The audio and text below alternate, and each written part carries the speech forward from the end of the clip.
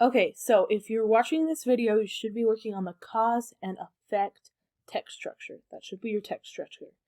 If not, go to the other video. Okay, so we're going to talk about our body paragraphs today and how do we decide how to organize our body paragraphs and what should we write in our body paragraphs. So first things first, I want you to think of body paragraphs like containers in your house. So, or containers around. So just like in our classroom, we have a box for notebooks, and if you were to put an assignment in there, I wouldn't ever grade it because that's not where it goes, right? So just like containers only fit certain things, each body paragraph should have certain things in it. Now, how do we know what goes in each body paragraph? Well, that's where our topic sentences come in. Topic sentences are like labels for the boxes. Use your graphic organizer to help you come up with your topic sentences. I'm going to show you my graphic organizer for my essay. So I'm writing about the causes and effects of playing Sudoku on the brain. Now I've got my cause, and I have all of these different effects. And essentially, each of these boxes could become a paragraph, but there's a few things that I have to keep in mind. The first is it a broad enough topic, but different from the others? Okay, so it's got to be able to be its own thing, but it needs to be broad enough that I can write a whole paragraph about it. Am I going to have enough information to write about it? Is it important or the main point, which is probably the most important question, right? Is it a big deal? Is it the main point? So I'm looking at my graphic organizer, which honestly, yours should probably have more than I do, but I just did a rough sketch. And I'm also going to have my research log open, and I'm going to look at these different effects and try to see, can I combine any of them together? Can I turn them into a topic sentence? And then that's going to help me determine how many paragraphs I'm going to have and what I'm going to write about in those paragraphs. So my effects that I have listed are improves cognitive skills, reduces stress, helps improve concentration and focus, helps you remember things better, keeps you from getting dementia, which is a memory loss disease. So, improve cognitive skills. Looking at that one, immediately looking at my research log, I think, okay, first off, everyone wants their brain to work better.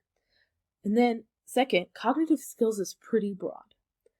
I don't think it's too broad either. I can talk about a lot of different cognitive skills that Sudoku helps with. So I'm going to say yes, this works. I can make this into a topic sentence. So in my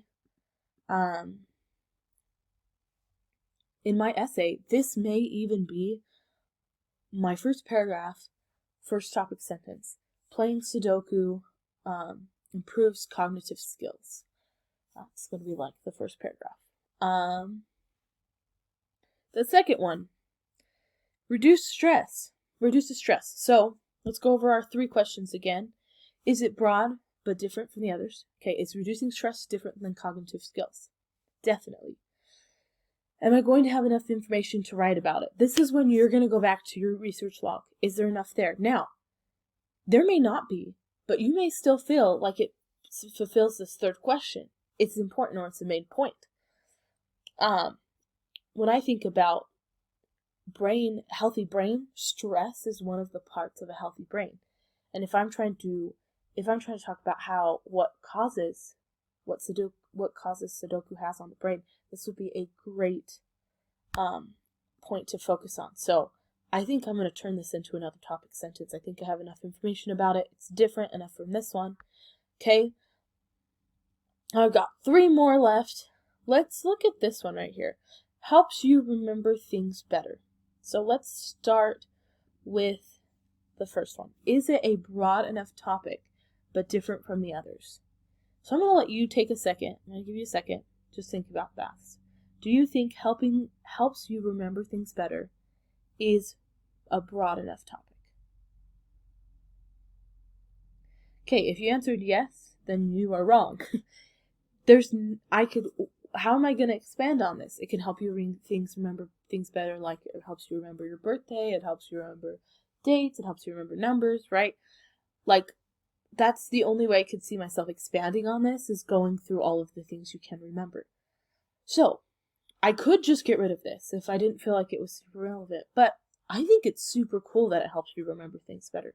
Who doesn't want to remember things better? I think I should still include it. So I'm going to look at my 2 paragraphs above, and I'm going to see if I could take this information and put it into this information, or I can put it into this paragraph. So, helps improve helps you remember things better, improves cognitive skills. Yeah, that's a cognitive skill, to be able to remember things better. So, I'm going to take this and put it up here with this one. Woohoo! Okay. Keeps you from getting dementia. Same thing. I can't write a whole paragraph about how it keeps you from getting dementia. I feel like these two tie together really well. And maybe I could write a whole paragraph about that, but I think that I'm going to put this one here. And then I know I didn't go over this one, but I would also probably make this one its own paragraph. But do you see what I did? I looked at my graphic organizer and I'm like, okay, can I put these into categories and can I make them into paragraphs? I am not going to give you a paragraph number. So you get to decide how many paragraphs you have. You may feel like